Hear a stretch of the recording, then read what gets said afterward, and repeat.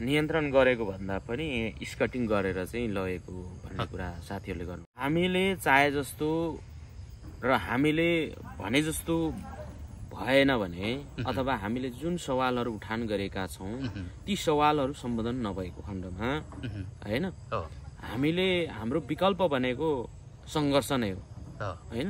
कस्तो किसिमको सङ्घर्ष हुन्छ, क्रान्ति हुन्छ।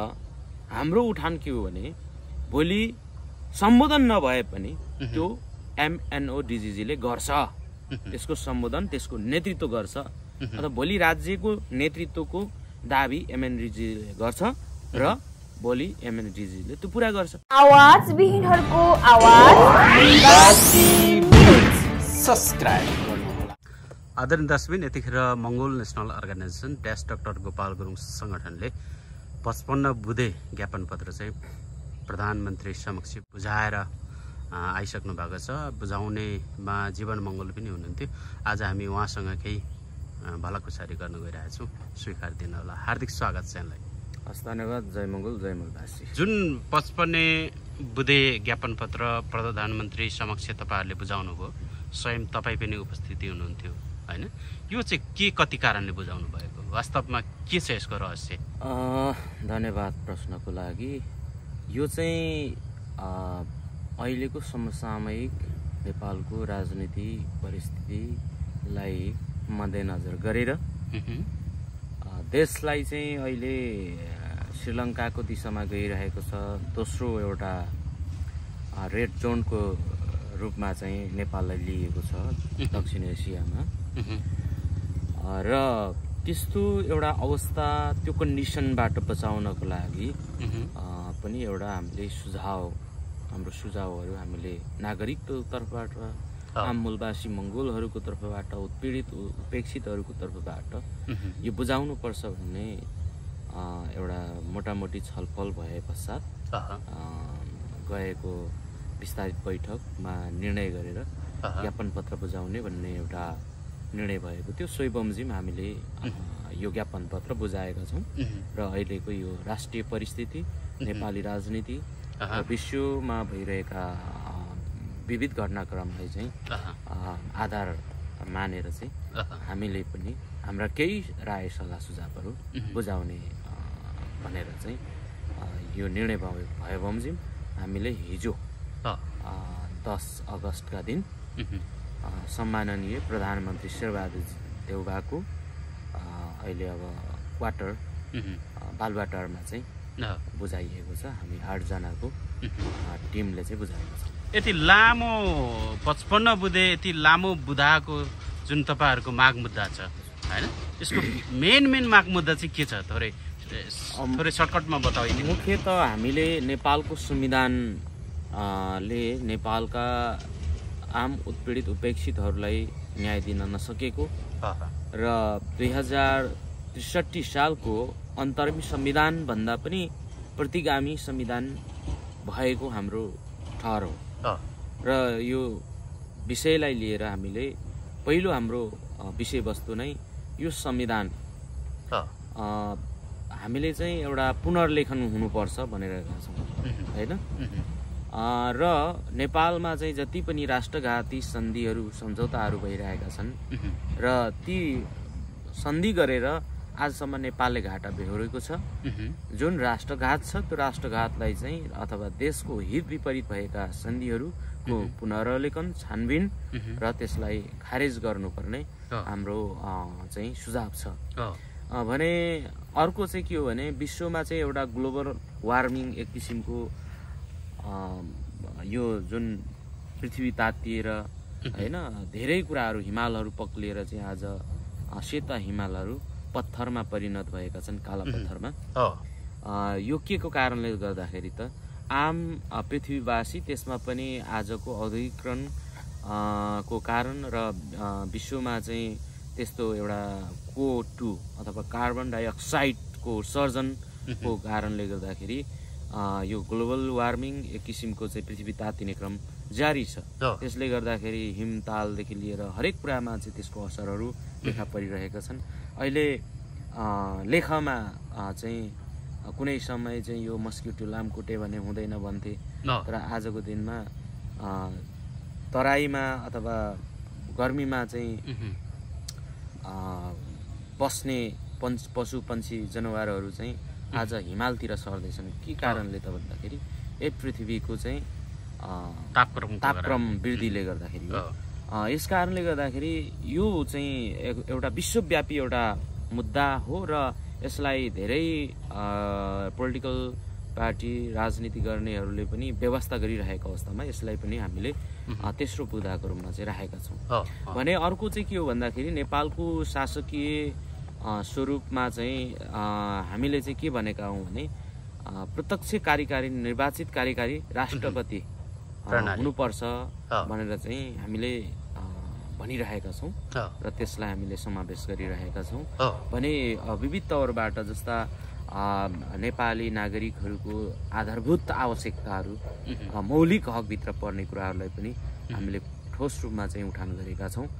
घाँसबास कपास रोजगारको कुराहरू र शिक्षा स्वास्थ्यको कुराहरू पनि छन्। तर त्यसमा चाहिँ हामीले योभन्दा अगाडिको 65 सालमा बुझाइएको जुन 18 बुँदे सुझाव पत्रमै भएकोले गर्दाखेरि र हाम्रो घोषणा नीतिमा पनि भएकोले गर्दाखेरि त्यसलाई हामीले खासै चाहिँ अहिले त्यसलाई ज्ञापन पत्रमा समावेश गरेनौँ। तर हाम्रो घोषणा पत्रमा चाहिँ उल्लेख छ र अहिलेको चाहिँ शिक्षा स्वास्थ्य रोजगार घाँसबास कपास लगायत आधारभूत र यो चाहिँ नेपाली नागरिकको मौलिक हकभित्र पर्ने कुराहरूलाई चाहिँ सरकारले चाहिँ सम्बोधन गर्नुपर्छ र चाहिँ हरेक चाहिँ नेपाली नागरिकहरूले यो देशमा सम्मानपूर्वक बाँच्न पाउनुपर्छ भन्ने कुराहरू र नेपालको सङ्घीय संरचनाहरू अथवा शासकीय संरचनाहरूको विषयमा देखि लिएर व्याप्त चाहिँ भ्रष्टाचार चाहिँ काला बजारी यस्ता खालका चाहिँ कुशासनको विरुद्धमा चाहिँ हामीले उठान गरेका छौँ।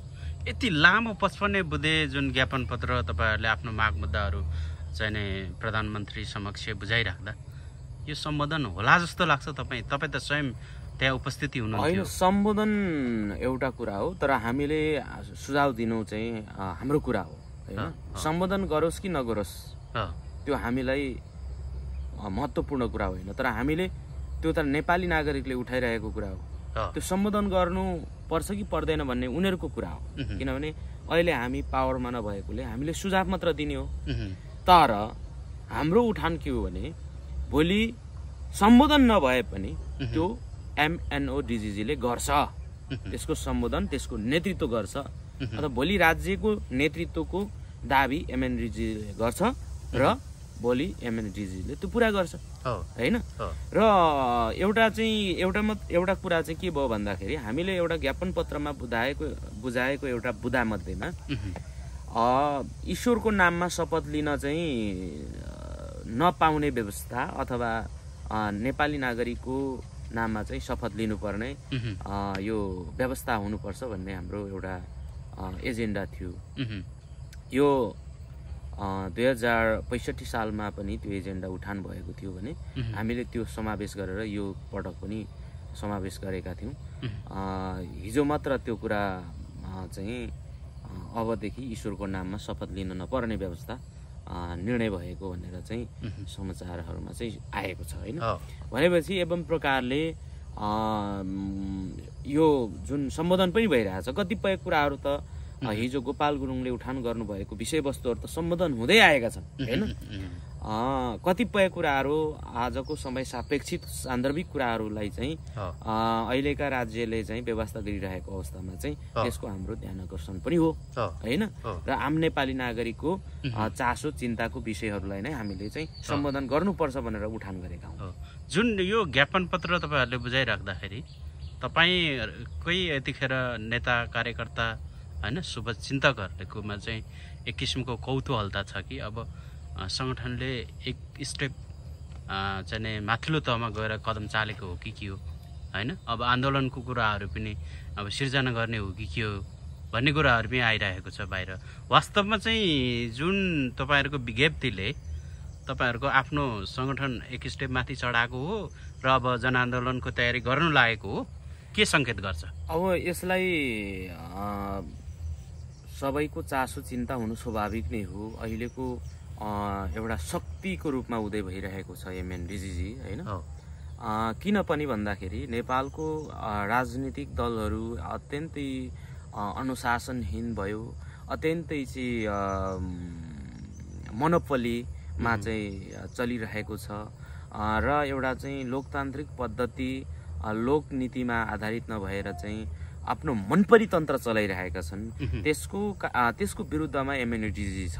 र अर्को कुरा के हो भने यिनीहरूको भ्रष्ट शासन शैली, शासकीय संरचना, यिनीहरूको चाहिँ हिजो आज व्यवस्था परिवर्तन भयो भनेर चाहिँ यिनीहरूले एक प्रकारको उल्लु मात्र बनाइरहेका छन्। तर वास्तवमा ठोस त्यो रेडिकल्ली रूपमा चाहिँ चेन्ज भइरहेको छैन, परिवर्तन भएको छैनन् कि हिजोको पञ्चायतको धङधङ्की आज पनि जीवित छ। हिजोको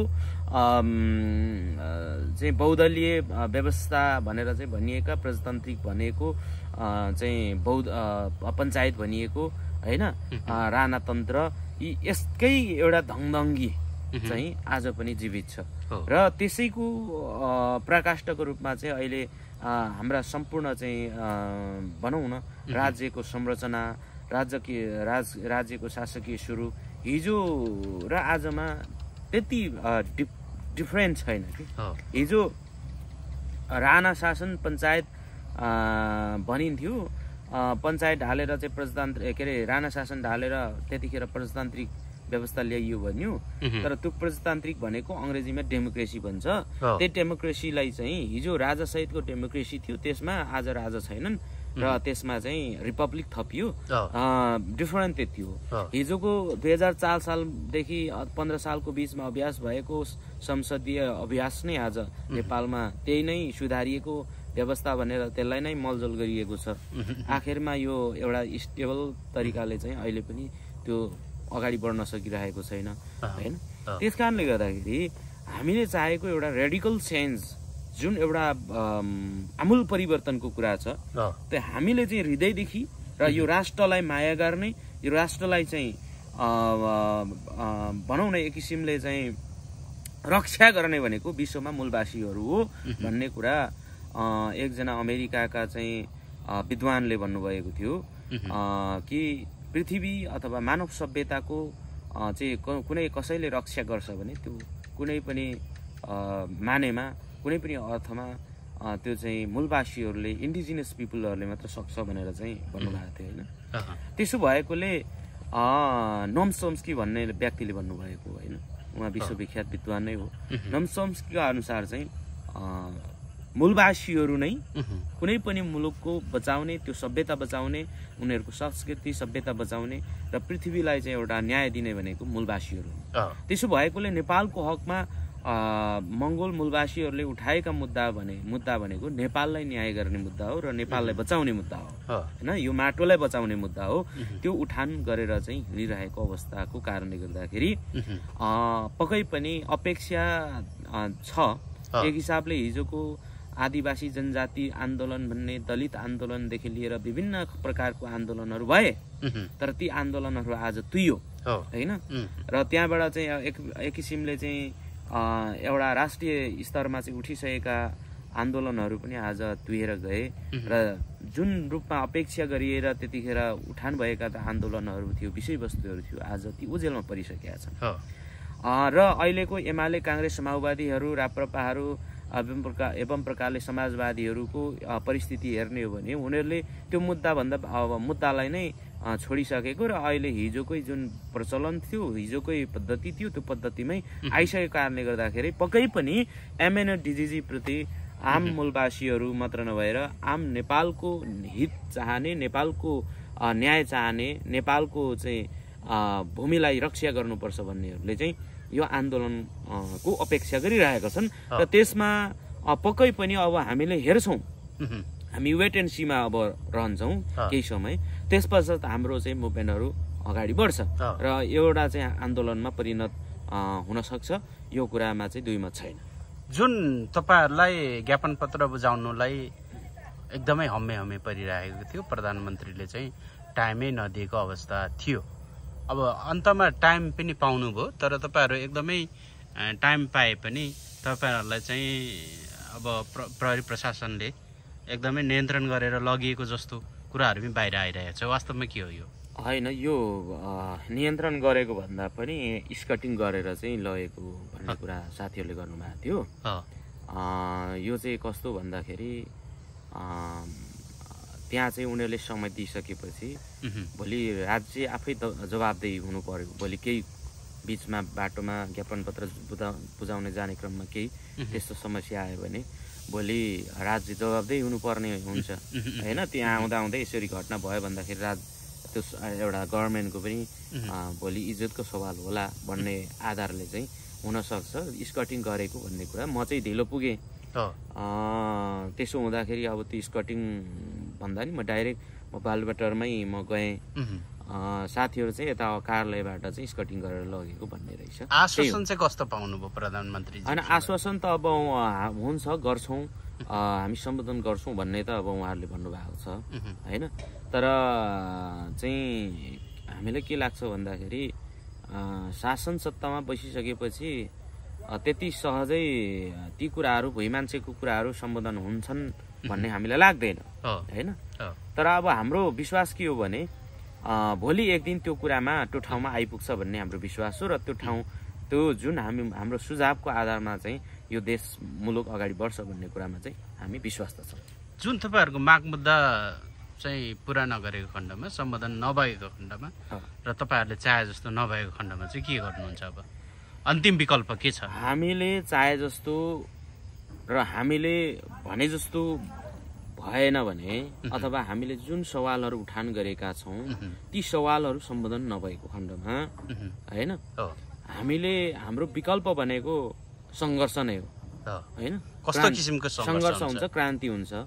तर त्यो अहिले म तपाईँलाई के भन्छु भने सबै कुरा अहिले त बताइराख्न जरुरी छ भन्ने मलाई लाग्दैन। यति मात्र तयारी हुन्छ र त्यो स्वरूप कस्तो हुन्छ भन्ने कुरा त्यति बेला मात्र देखिने कुरा हो होइन। स्वरूप कस्तो प्रकारको स्वरूपमा आउँछ भन्ने कुरा चाहिँ त्यो अहिले भन्न मिल्दैन।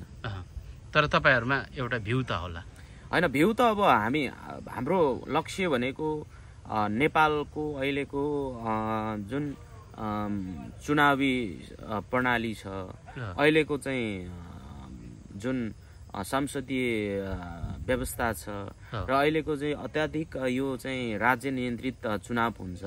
यो चुनावले अहिले सत्ताधारीहरू नै चुनावमा जित्ने हो। अहिले अर्को कुरा के पनि तपाईँ हामीले देखिरहेको छौँ भने नेपाली राजनीतिमा असाध्यै यो चाहिँ विशेष गरेर संसदीय व्यवस्थामा चाहिँ यो गठबन्धन भन्ने छ, एलायन्स। यो एलायन्स अत्यन्तै यो कतिखेर के हुन्छ भन्ने थाहा नहुने कि यो एउटा विकृति र भ्रष्ट जस्तो मलाई लाग्छ। यसले गर्दाखेरि अहिले यो चाहिँ नेपालको निर्वाचन प्रणाली र चाहिँ माथिल्लो तहबाट चाहिँ लागेका चाहिँ कानुनी रूपमा लागेका चाहिँ थ्रेसहोल्डहरू होइन, अनि चाहिँ यसले चाहिँ थ्रेसहोल्ड लगाइएको छ त्यसको विषयमा पनि हामीले ज्ञापन पत्रमा उठाएका छौँ। र थ्रेसहोल्ड 3% थ्रेसहोल्ड र एकजना चाहिँ प्रत्यक्षबाट निर्वाचित भएको खण्डमा राष्ट्रिय पार्टी बन्ने भन्ने जुन प्रकारको एउटा अङ्कुशहरू लगाइएको छ, यो वास्तवमा उदयमान अथवा कुनै पनि वैकल्पिक शक्तिहरूलाई चाहिँ माथि आउन नदिनको लागि र नियन्त्रण गर्नको लागि प्रमुख दलहरूले चाहिँ सत्तारूढ दलहरूले चाहिँ यस्ता खालका कानुनहरू निर्माण गरेका छन् होइन। यसले गर्दाखेरि चाहिँ के गरिरहेछ त भन्दाखेरि साँच्चै भन्ने हो भने लोकतान्त्रिक अभ्यास भइरहेको छैन। र दोस्रो कुरा के भयो भन्दाखेरि त्यसले चाहिँ एउटा वैकल्पिक शक्तिहरूलाई चाहिँ माथि उठ्न नदिने चाहिँ नियत देखियो त्यहाँ होइन। र अर्को चाहिँ के हो भन्दाखेरि एउटा चाहिँ प्रतिस्पर्धात्मक तवरले जाने हो भने त्यो स्वच्छ र पारदर्शी हुनुपर्छ। लोकतन्त्रमा प्रतिस्पर्धा ठिक हो, तर प्रतिस्पर्धा स्वच्छ त हुनु पर्यो होइन। त्यो अङ्कुश लगाएर चाहिँ प्रतिस्पर्धा गरेको त के भयो र? त्यसो भएकोले त्यो नियतबाट चाहिँ सञ्चालित निर्वाचनले यहाँ बहुमत आउने स्थिति अथवा कुनै नयाँ पार्टीहरू अथवा वैकल्पिक शक्तिहरूमाथि जान सक्ने स्थिति रहँदैन। त्यसो हुँदाखेरि निश्चय नै अब यसलाई तोड्नको लागि चाहिँ पीडितहरू एकजुट हुनु जरुरी छ र त्यसमा चाहिँ एकजुट भएर चाहिँ आन्दोलित हुनु नै जरुरी छ। यो एउटा आन्दोलनको पाटोबाट चाहिँ हामीले एउटा सडक सङ्घर्षबाट चाहिँ एक प्रकारको हामीले चाहिँ हाम्रो मुद्दाहरू चाहिँ स्थापित गर्न सकिन्छ भन्ने कुरा हो। तर अहिलेको यो कन्डिसनमा चाहिँ हाम्रो मुद्दाहरूलाई चाहिँ स्थापित गर्न निकै गाह्रो भइरहेको छ, किनभने राष्ट्रिय मिडियाहरूले एकातिर बायस गरिरहेको छन्, अर्कोतिर चाहिँ के गरिरहेछ त भन्दाखेरि राज्यले नै हामीप्रति चाहिँ एक किसिमको गिद्धे नजर चाहिँ डालिरहेको छ, गिद्धे नजरले हेरिरहेको छ। यसो हुँदाखेरि धेरै प्रकारको चुनौतीहरू छन्, त्यसलाई हामीले चिरेर जाने अठोटका साथ चाहिँ अब क्रान्ति आन्दोलन निर्माण गर्नुपर्छ भन्ने हाम्रो ध्येय रहेको छ। मेन चाहिँ अब भने हामी कार्यक्रमको अन्त्यमा छौँ। कार्यक्रमको अन्त्यमा के भन्न चाहनुहुन्छ? सर्वप्रथम त म देश विदेशमा रहनुभएका सम्पूर्णलाई चाहिँ के भन्न चाहन्छु भने हामीले जबसम्म एउटा आफ्नो मुलुक, आफ्नो माटो, आफ्नो पुर्खाले बगाएको पसिनाको रगतको न्यायको निम्ति पनि हामी एकजुट भएर र समग्रमा हामी आन्दोलित हुन जरुरी छ। र बिना आन्दोलन बिना सङ्घर्ष हामीले त्यसको प्रतिफल पाउन सम्भव छैन। त्यसलाई हामीले जति पनि आजसम्म भएका हाम्रा उपलब्धिहरूलाई चाहिँ हामीले रक्षा गर्दै हाम्रो आन्दोलन सङ्घर्षबाट हाम्रा चाहिँ जुन चाहनाहरू छन् ती चाहनाहरूलाई पूर्ति गर्न र यो राज्यलाई साँच्चीकै एउटा सुशासन समृद्धिको मार्गमा डोर्याउनको लागि ती माग मुद्दाहरू सम्बोधन हुनुपर्छ भन्ने हाम्रो भनाइ हो। तर नगरे तापनि हामी उनीहरूले गरिदिन्छ भनेर हामी मुख ताकेर बसेको खण्डमा त्यो सम्भव हुनेवाला छैन। त्यसो हुँदाखेरि अब हामी एकडिका भएर एकजुट भएर र विमर्श गर्दै अगाडि बढ्नुपर्छ र यो हाम्रो 55 बुँदे माग र त्योभन्दा अगाडिको चाहिँ 18 बुँदे मागहरू र हामीले चाहिँ पारित भएको महाधिवेशनले पारित गरेको चाहिँ हाम्रो घोषणा नीति अनुरूप चाहिँ र घोषणापत्रमा अझै विशद कुराहरू छन्, ती कुराहरूलाई चाहिँ अझ व्यापक रूपमा प्रचार गरेर र त्यसलाई चाहिँ हामीले चाहिँ मूलवासी मङ्गोलहरूको चाहिँ मन मस्तिष्कमा चाहिँ त्यसलाई एक किसिमको मलजल गरेर अगाडि बढ्नुपर्छ भन्ने म आह्वान गर्दछु र सबै चाहिँले आफ्नो ठाउँबाट चाहिँ तन मन धनले सहयोग गरिदिनुको लागि पनि म अनुरोध गर्दछु। हस् त, समय र संवादको लागि यहाँलाई धेरै धेरै धन्यवाद। जय मङ्गल।